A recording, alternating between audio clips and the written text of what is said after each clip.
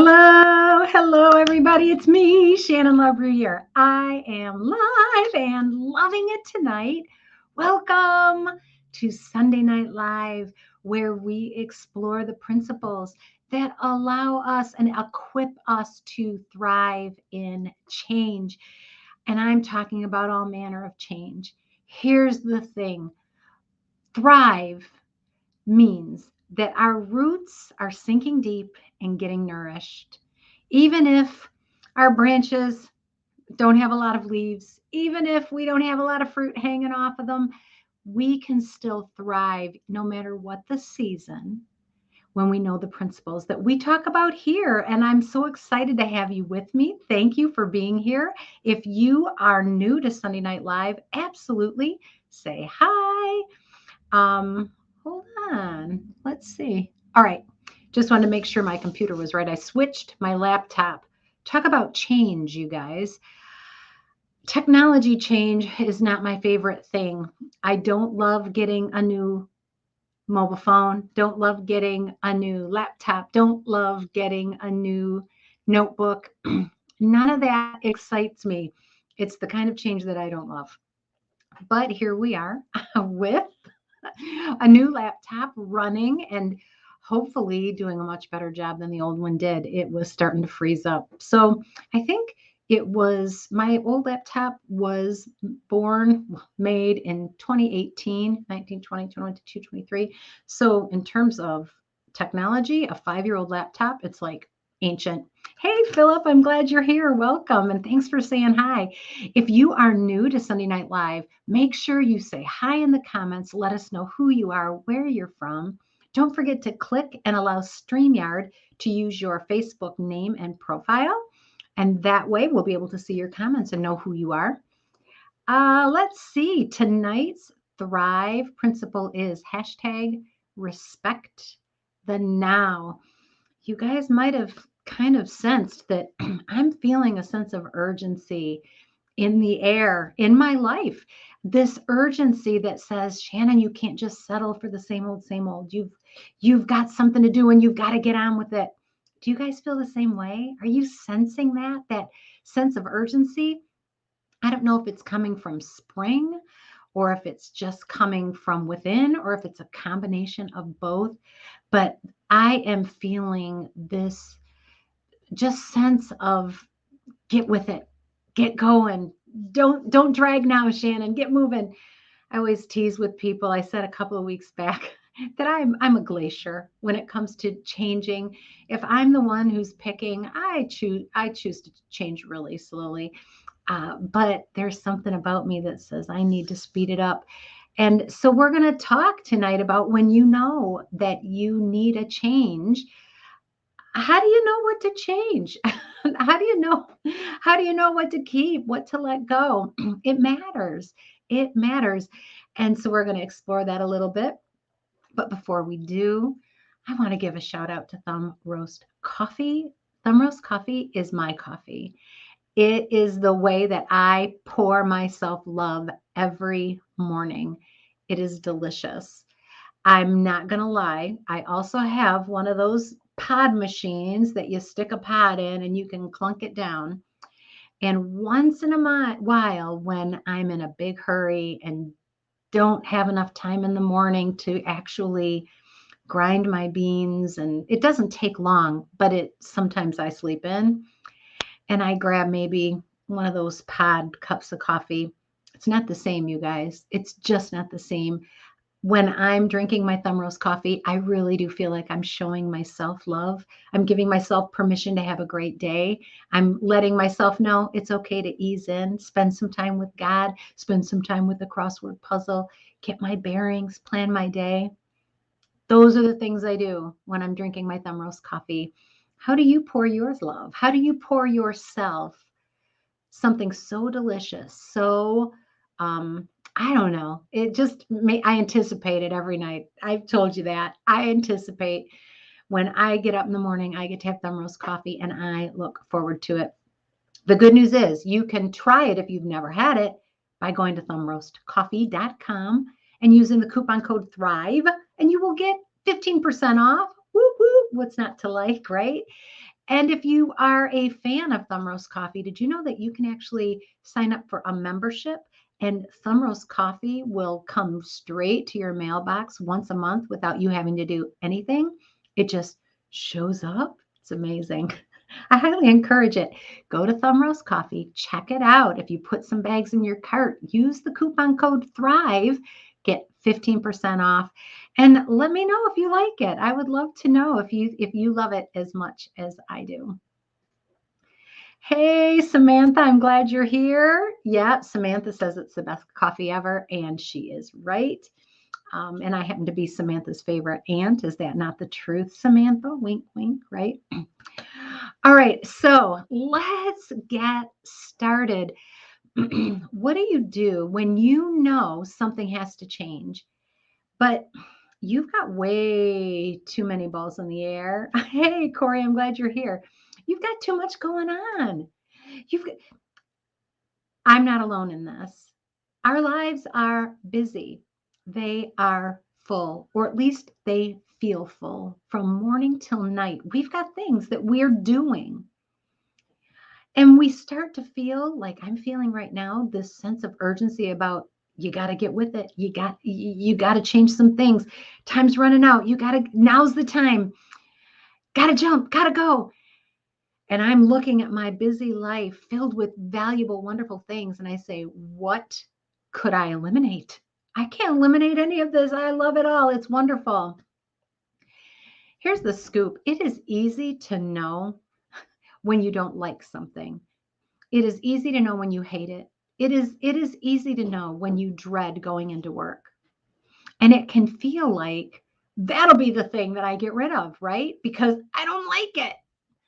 But how are you going to pay the bills? So it's not all about how we feel about things. And so I'm going to introduce you to something that my mentor and friend, John Maxwell, taught me at a conference down for the Maxwell Leadership Team. And it is valuable. It's powerful. I use it and I'm using it more of late.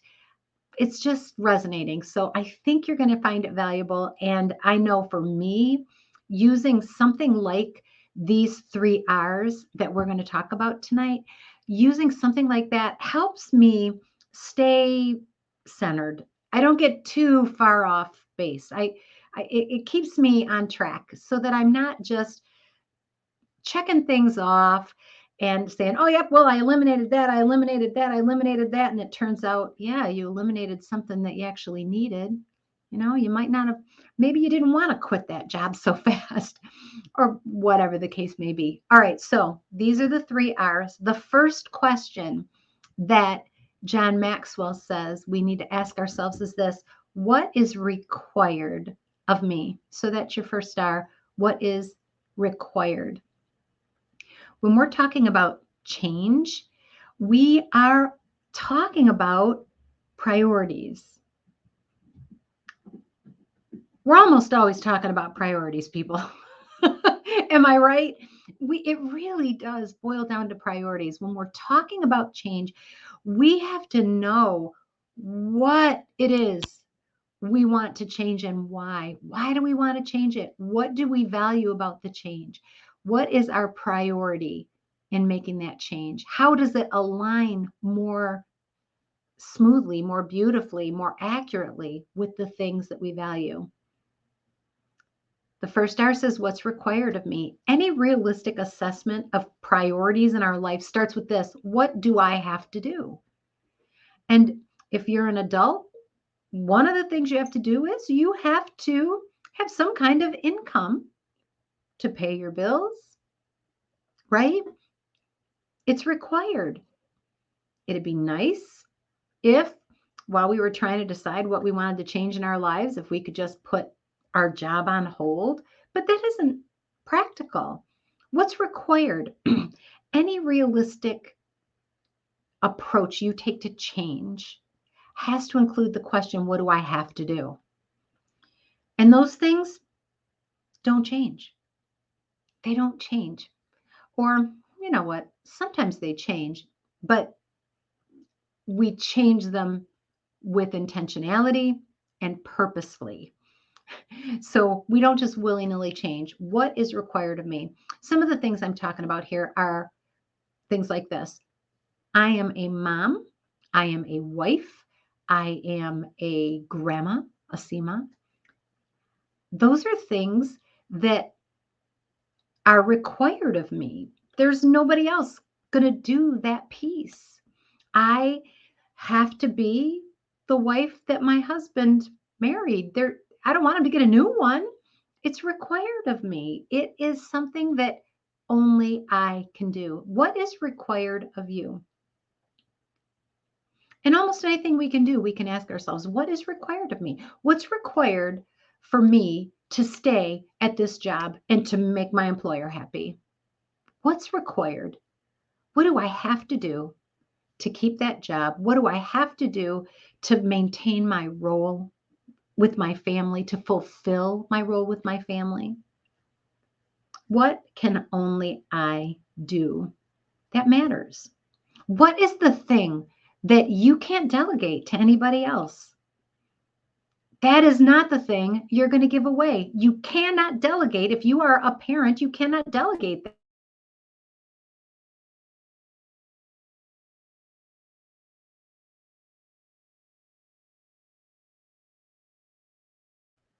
That matters. What is required?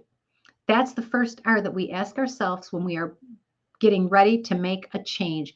We've got a lot of things going on, a lot of balls in the air. We need to set some things aside. What do we want to set aside? You don't want to set aside the things that are required of you. The second R is this. What gives me the greatest return? When we're thinking about what do we keep and what do we give away? My life is busy. I've got too much going on. I have to focus on this new thing that I'm so excited about. What gives me the greatest return? Where do I get joy? When I put in a little bit of effort, what gets me a huge amount of results? I can tell you when I'm thinking about what gives me the greatest return, we're usually talking about making progress, like where it's a place where maybe we're trying to advance in our career. What's going to give me the biggest return? I know I'm dissatisfied with my job. I know what I have to do. Now, what gives me the biggest payoff? I have to show up every day to my job, right? I have to show up regularly. I have to do what they ask me to do. This is generally what jobs are like if you work for somebody else. This might be why I work for myself. But what I'm required to do, I do those things. I don't drop those things. I don't just stop showing up for work, right? But then what gives me the greatest return? Where am I going to get the biggest bang for my buck? Usually it's not just by doing what's required. Usually those things, well, actually, that's not entirely true. I shouldn't have said that. Often the things that give us the greatest return are also the things that are required of us. I get great value out of being a parent. I got great value out of working for the United States Postal Service and giving them my very best. I got a great sense of personal satisfaction out of that, which we'll talk about for the third R. But what gets the biggest return?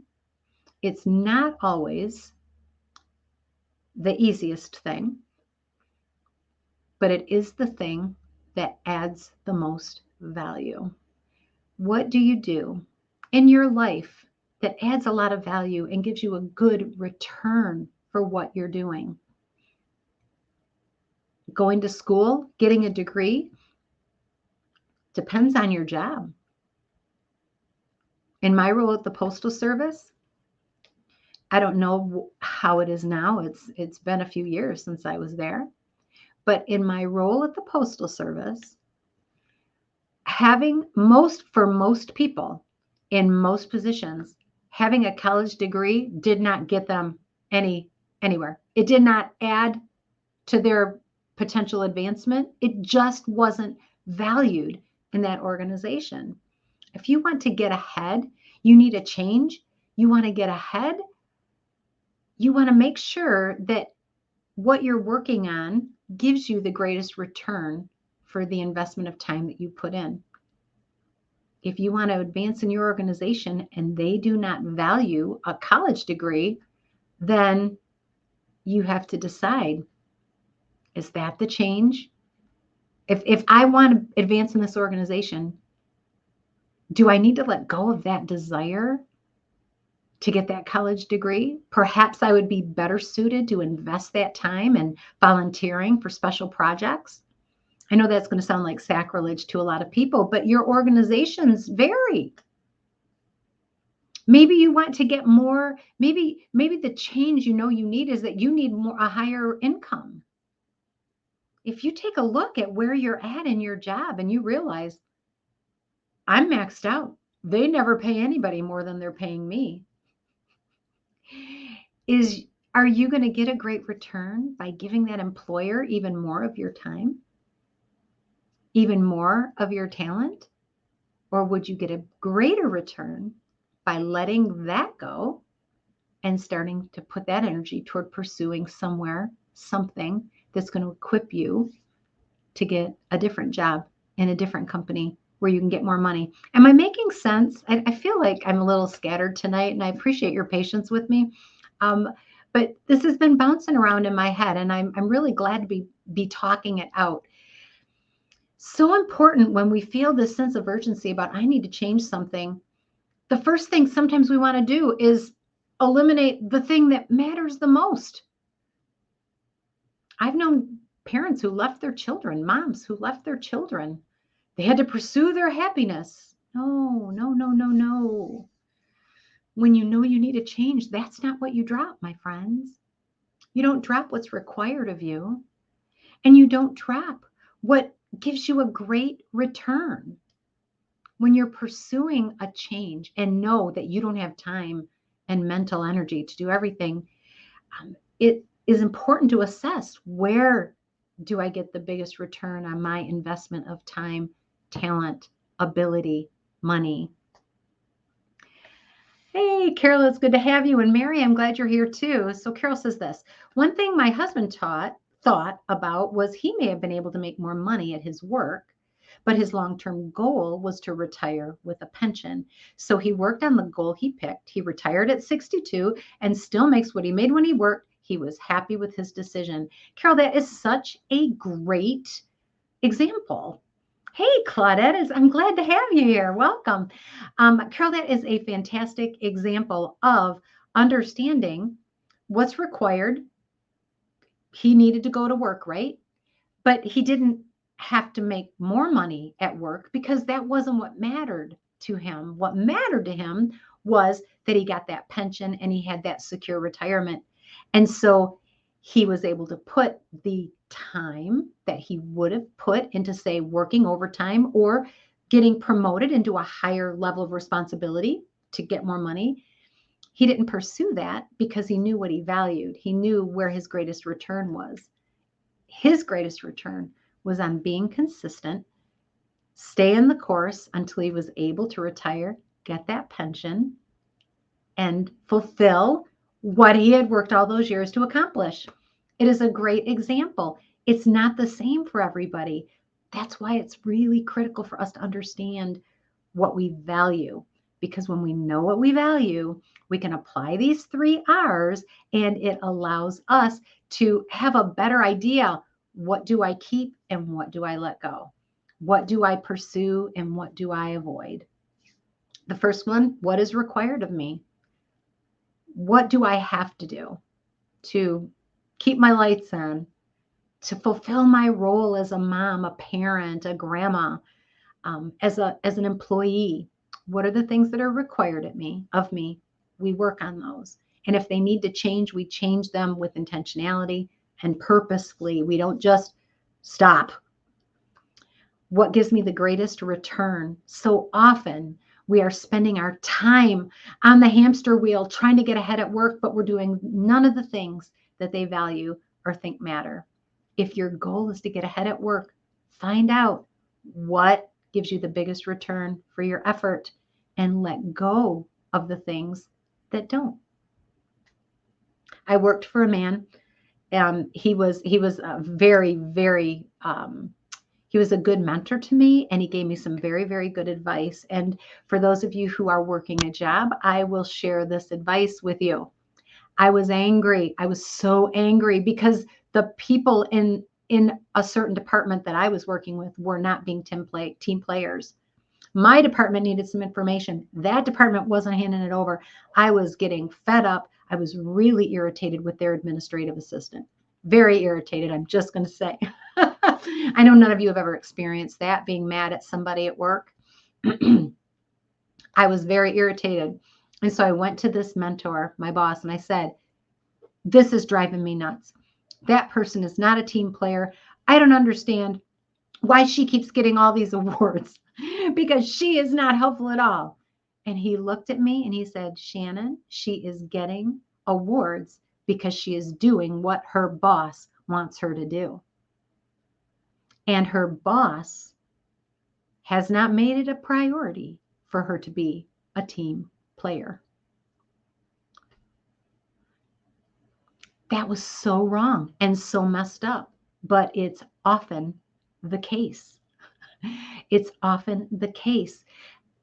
I'm not saying that you shouldn't be a team player if your boss doesn't want you to be a team player. Claudette, I'm sure you can say yes to this.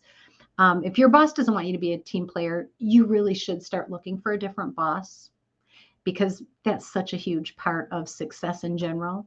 But the truth of it is that many, many people wanted to get ahead with that lady's boss and never did. Why? Not because they were mean to other people. It wasn't that her boss didn't want her to give me information. He had just made it very clear what her priorities were. And if she didn't have time to get to me, she wasn't going to. And that lady climbed the ladder. If that's what you're looking to do, and you can do it with integrity, and it aligns with your values, understanding what your boss wants is going to give you a great return at work. A great return at work. But what about in life? What about in life? Have you known anybody, or maybe you are this person, who spent years and years going to work, working overtime, trying to provide for your family and give them all the vacations and all the knickknacks and all of the parties and all of the dresses and all of the stuff? Spending 60, 70 hours a week at work. I know more than one person who's done that. Working hard to get money to give to their children who were spoiled and didn't appreciate it. Oh, they wanted a change. They wanted a relationship with their kids. And so they worked even harder to make even more money to buy things for their kids, when their greatest return would have been to spend that extra time doing what was required, being a parent, connecting, building a relationship. Right? We can crave a change. In order to know what it is we're going to change, we got to know what to keep and what to give away. We keep doing the things that are required of us that only I can do. We keep doing the things that are going to give us the greatest return in alignment with our values. And then the last thing, the funnest thing, is what gives me the greatest reward. Life is not about just what's effective, what allows me to keep my lights on, what allows me to keep my roof on my head. Life is so much more than that. Life is also about what gives me the greatest reward. Just being productive isn't enough to make us content. Contentment does not come from being productive and being effective. There is a joy factor, a satisfaction factor. And often that's where we want to start. We want to drop everything so that we can just do the things that are rewarding. But the truth of our lives is this, that we do, if we want to be responsible, If we want to be mature, we have to consider before we drop everything and run off on a trip to hike in Europe for 6 months, what's required of me? What gives me the greatest return? And then what do I find most rewarding? And I'm asking you, what do you find rewarding? Don't give away all those things. If you're doing too much, if you feel frantic, like, oh, I've just got so much going on, I got to stop doing something. Wait. Before you stop going to art class, maybe you should give up, I don't know, scrolling on Facebook, cut back. Some of you were in the JOMO challenge. We can make really great decisions that allow us to change in meaningful and even quick ways. But we need to do that with an understanding of what's required of me, what gives me the greatest return, and what gives me the greatest reward. Your time is the most precious thing you have. I think it's so interesting that I think the quote that I read said, when you have children, the days last forever and the years fly by. Maybe you've experienced that in your work, in your career, in some of your relationships. The days last forever, but the years fly by. Time is our most precious resource. Aligning what we do, what's required of me, what gives me my greatest return, and what gives me the greatest reward allows me to set everything else aside. I ask you to ask yourself, what is the one thing that only you can do? Maybe there's more than one. I'm not talking about roles here. I'm talking about using your gifts and your talents that God's given you. What's the thing that only you can do? And I promise you, there is something. You are unique and special. You have a voice that God has crafted through your relationships, through your experiences, through just the gifts and the innate ability that He's placed in you. What is it that only you can do? Carol says this. She says, first of all, Claudette says, yes, she agrees about how to make your boss happy. All right. Carol says, there are some jobs I've only gotten because of education, even though education had nothing to do with the job. It is just in some employers' thinking. It's sad. Life experience is worth so much. I have had great opportunities because of being willing to learn, and today I keep trying to educate myself. Constant growth, right, Carol? Where we put our energy to grow is our choice. It's our choice. And like Carol said, sometimes you have to have a degree, even though it doesn't matter, because that's what an employer wants. And if that's the case for the field you're pursuing, then that's a valuable pursuit. That's something that's worth setting aside some scrolling on Facebook time to accomplish. By the same token, there are other things that don't require that at all.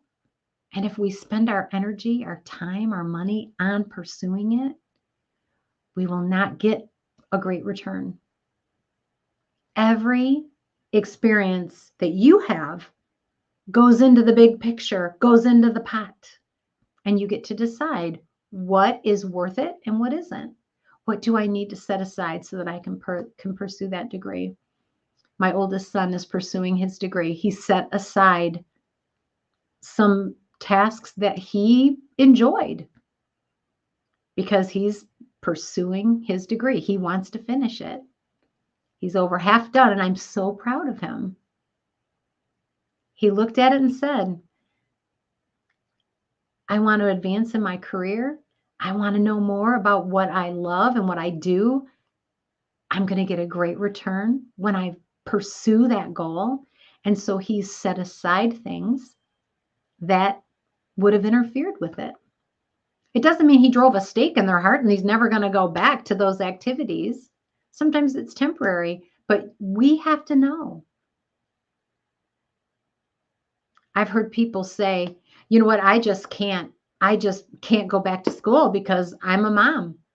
I respect that. I respect that. They know what's required. They know where they want their energy to go. If you've been that person, if you've sacrificed something that you've wanted to pursue because of what was required for you or what was required of you, first of all, well done. Well done. That isn't easy. But I also want you to consider that maybe that's no longer required.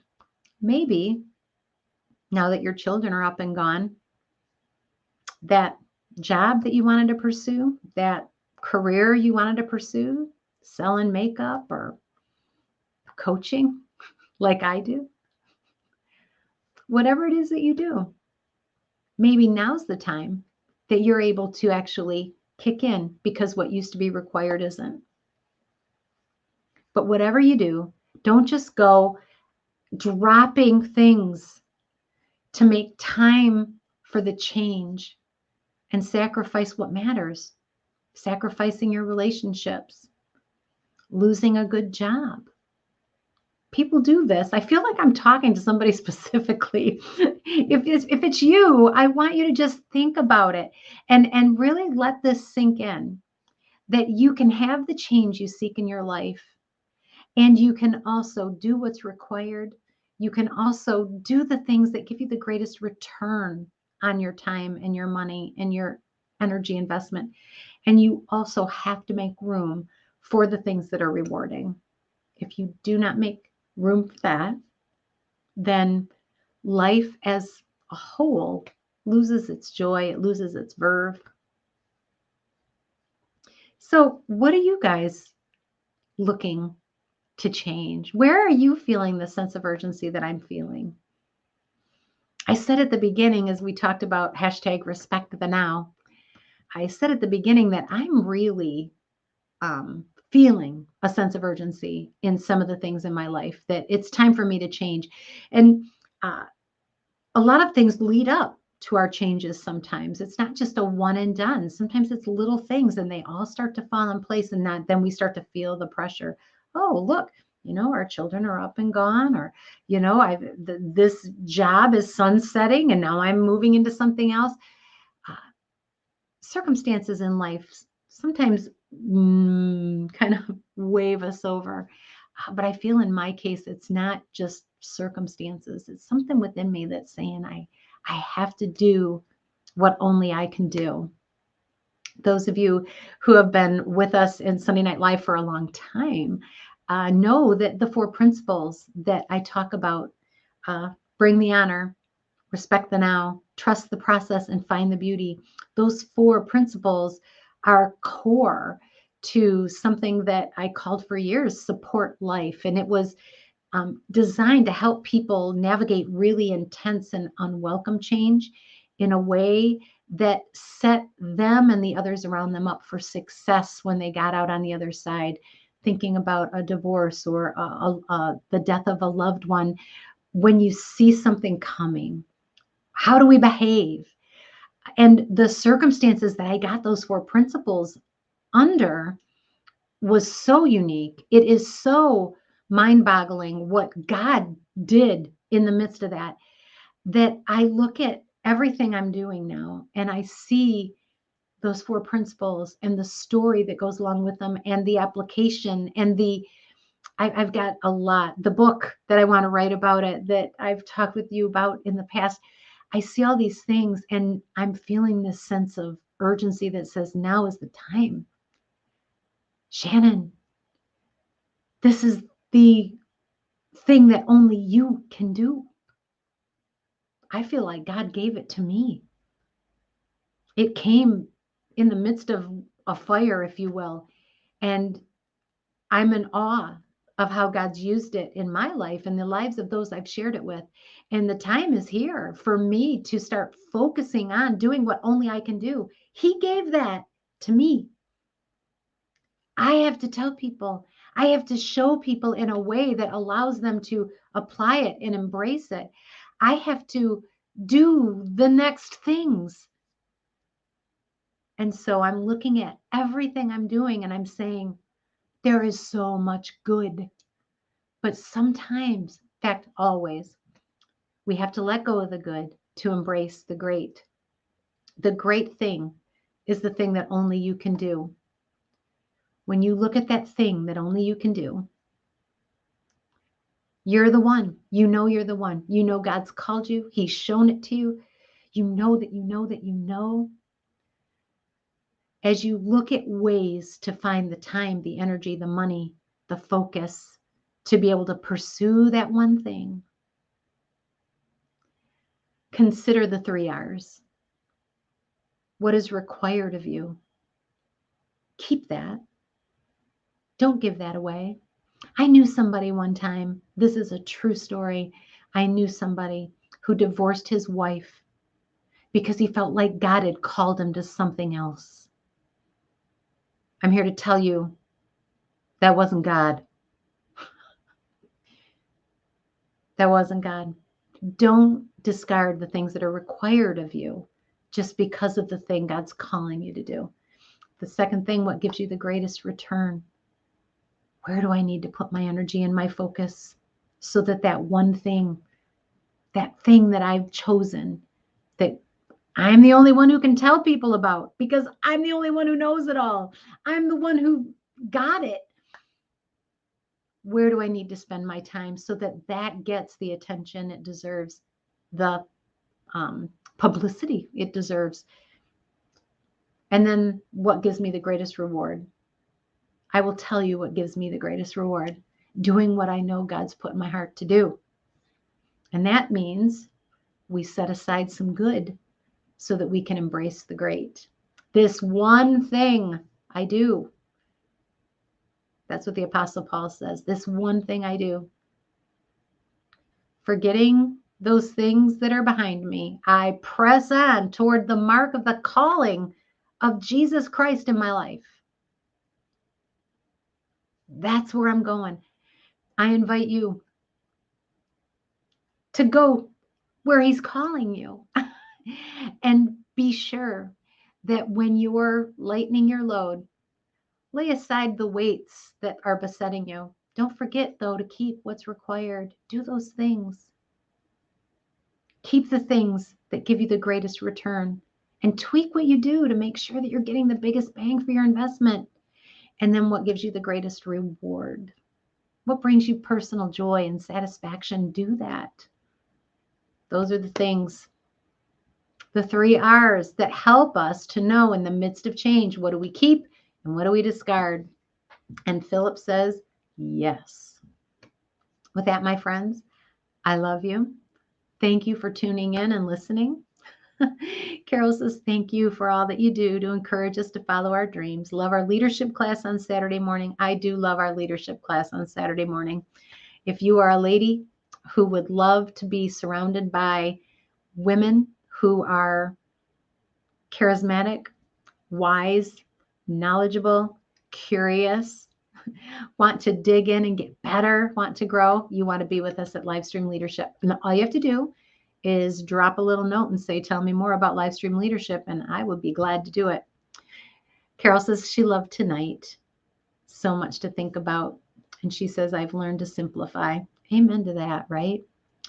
Oh, Claudette, I'm so glad you were here and tuned in. You are welcome anytime. Thank you. And thanks for making yourself known and not just lurking. For those of you who are listening to this or watching this on a recording, I trust that this is exactly the message you needed to hear right now. And I know that you have everything you need to do the next thing you need to do. With that, God bless you. Take care. Bye.